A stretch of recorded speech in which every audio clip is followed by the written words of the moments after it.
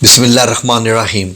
नाज़रीन, आपके घर में अगर कोई ऐसा बंदा है, ख्वाह वो आपकी औलाद में से है, आपका खावंद है, आप किसी खावंद की बीवी है, बहन है, भाई है, माँ है, बाप है।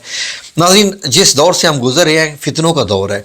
इन फ़ितनों में किसी का बिगड़ जाना, सही रास्ते से हट जाना, बुरे कामों में चले जाना एक आम सी बात हो चुकी है।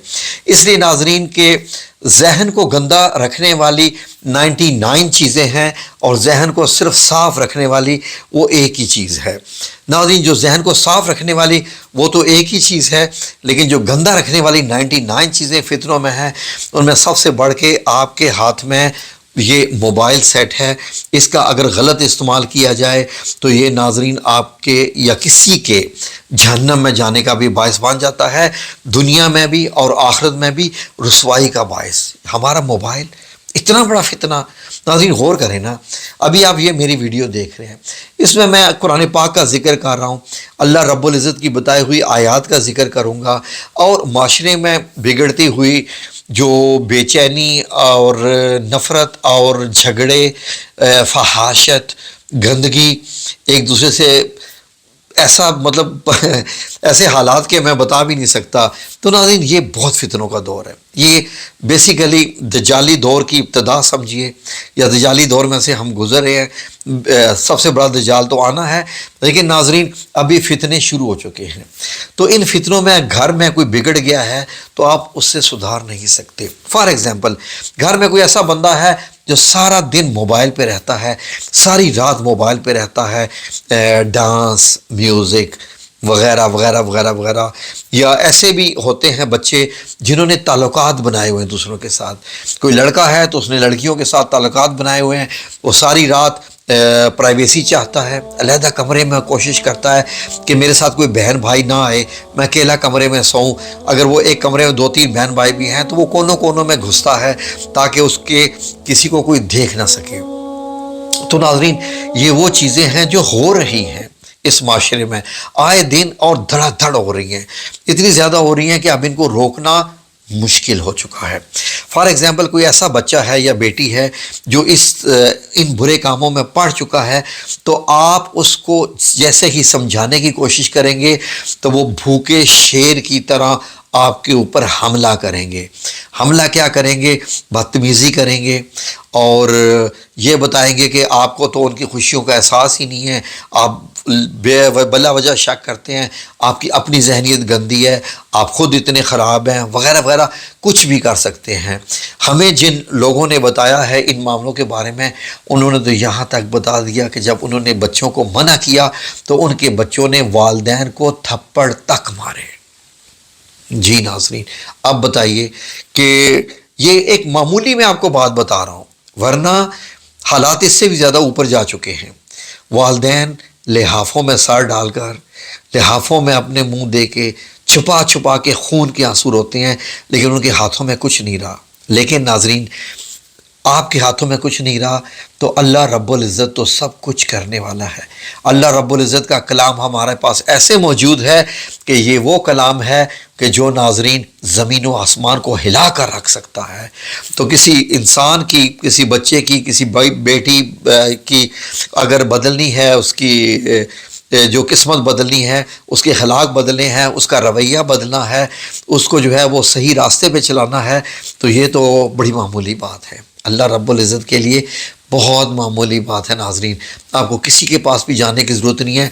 आज मैं आपको एक आयत का अमल बताने जा रहा हूँ। तो नाज़रीन, ये आयत सूरह अल बकरा की 142 नंबर आयत है। आपने इसका अमल कैसे करना है?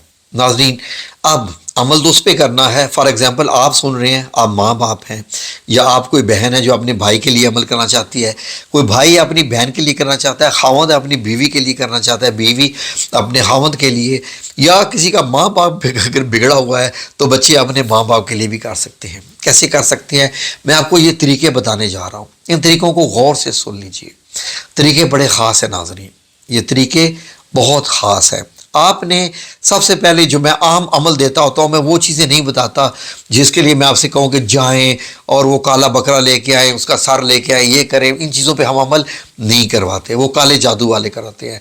हम नाज़रीन वही जो पैगंबरों का तरीका है جو صحابہ کرام کا طریقہ ہے، جو نبی کریم صلی اللہ علیہ وسلم کا طریقہ ہے، ہم ایسا طریقہ جو واقعی آسان عمل ہے، جس میں وہ طریقہ شامل ہوتا ہے جو کہ کام کرتا ہے، تو وہ ہے ناظرین آپ ایک گلاس پانی لیجئے، اپنے سامنے رکھیے۔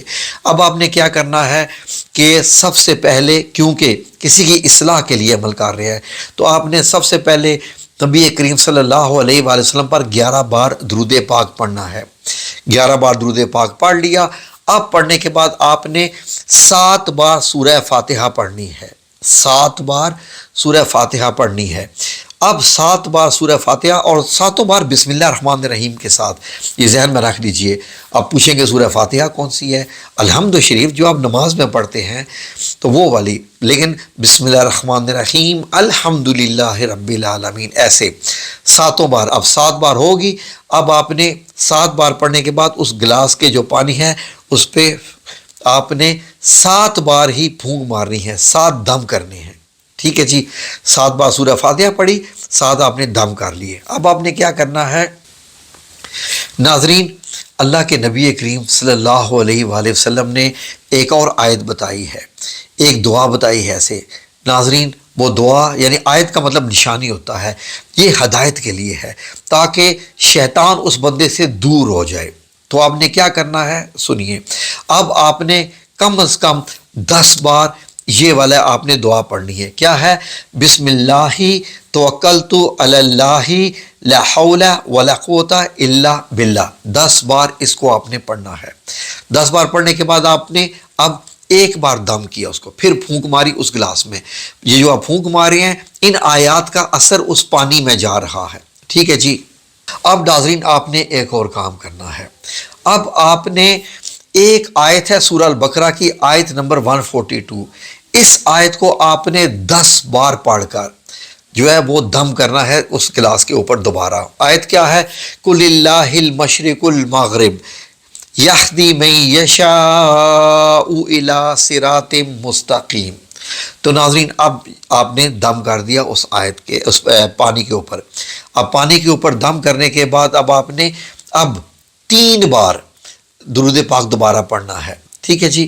اب آپ نے جو ایک چھوٹی سی دعا کرنی ہے کہ یا اللہ میں نے یہ جو عمل کیا ہے یہ میں اپنے بچے یا جس کے لیے بھی کر رہی ہوں اس کا نام لے کے، اے میرے اللہ عز و جل، اے میرے پیارے رب یا ارحم الراحمین، اس میرے بچے کو، بیٹی کو، باپ کو، ماں کو، بہن کو، بیوی کو، خاوند کو، جس کو بھی ہے ہدایت نصیب فرما دے۔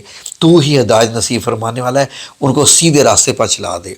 یہ ناظرین اب یہ پانی آپ نے ان کو پلا دینا ہے، لیکن بغیر اس میں کچھ اور چیز مکس کیے۔ اس میں اور چیز مکس نہیں کرنی، اور پانی مکس نہیں کرنا، اس میں دودھ نہیں، اس میں چینی نہیں، اس میں شکر نہیں، کچھ بھی نہیں، ایز اٹ از یہ پانی ان کو پلانا ہے، ٹھیک ہے جی۔ یہ تو ہو گیا پہلا عمل، یہ 3 دن کرنا ہے، لگاتار ہے۔ اب فار ایگزامپل بہت سارے ناظرین کہیں گے جی کہ جس کو ہدایت دینا چاہتے ہیں وہ تو ان کے سامنے نہیں آتا، یا اس کو پانی نہیں پلا سکتے، اب کیا کریں؟ پانی نہیں پلا سکتے، اب کیا کریں؟ نمبر 2، یہی عمل آپ نے جہاں آپ پانی پہ پھونک مارنے کو میں کہہ رہا ہوں نا، اس پانی کی جگہ پر آپ نے اس بندے کی تصویر رکھ لینی ہے، تصویر۔ اب اس کے اوپر دم کرنا ہے۔ بعض لوگ کہتے ہیں تصویروں پہ دم نہیں ہوتا، وہ ہم سے پوچھیں، ہمارے چینل سے پوچھیں، کہ ہمارے ناظرین سے پوچھیں کہ جن کی تصویروں پہ ہم دم کرتے ہیں ان پہ عمل ہوتا ہے کہ نہیں ہوتا۔ تو آپ نے تصویر پر دم کرنا ہے، ٹھیک ہے، لیکن جس تصویر پہ دم کرنا ہے نمبر 1، وہ پاسپورٹ سائز کی طرح کی تصویر نہیں ہوتی جن میں آنکھیں کھلی ہوتی ہیں، چہرہ سامنے ہوتا ہے، اور چہرہ سامنے ہونا چاہیے، آنکھیں کھلی ہونی چاہیے بیسیکلی، ٹھیک ہے۔ تصویر کے اوپر دم کرنا ہے۔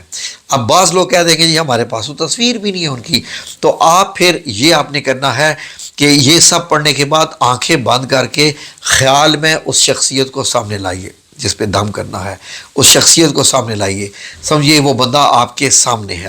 اب آپ نے اس کے اوپر آنکھیں بند کر کے، آنکھوں میں اس کا آپ نے مطلب یہ ہے کہ خیال میں لا کے کہ وہ بندہ سامنے ہے، اس کے اوپر دم کرنا ہے۔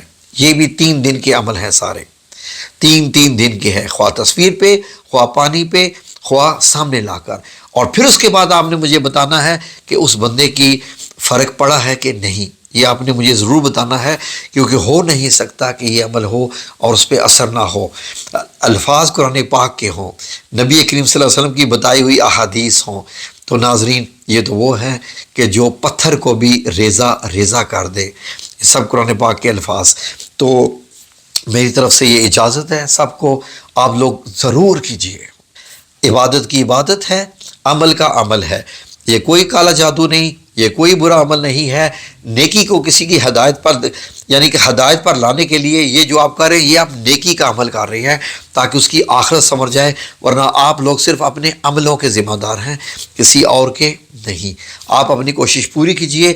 میری دعا ہے کہ اللہ رب العزت ضرور آپ کو بھی کامیابی عطا فرمائے گا انشاءاللہ، جیسے باقی لوگوں کو عطا فرما دیتا ہے، کیونکہ عمل بڑا ہی تگڑا ہے، بڑا ہی طاقتور عمل ہے، پاورفل۔ انشاءاللہ العزیز اللہ رب العزت انشاءاللہ آپ کا حامی و ناصر ہوگا۔ آپ ضرور کیجئے، اور ویڈیو اچھی لگی ہو تو اس کو اپنے فرینڈز اینڈ فیملی میں شیئر بھی کیجئے گا، تاکہ اس دور میں جو ماں باپ پریشان ہیں، اللہ رب العزت ان کی پریشانیوں کو کم کرے اور وہ بھی یہ عمل کریں۔ ٹھیک ہے جی، جزاکم اللہ خیر، اللہ حافظ۔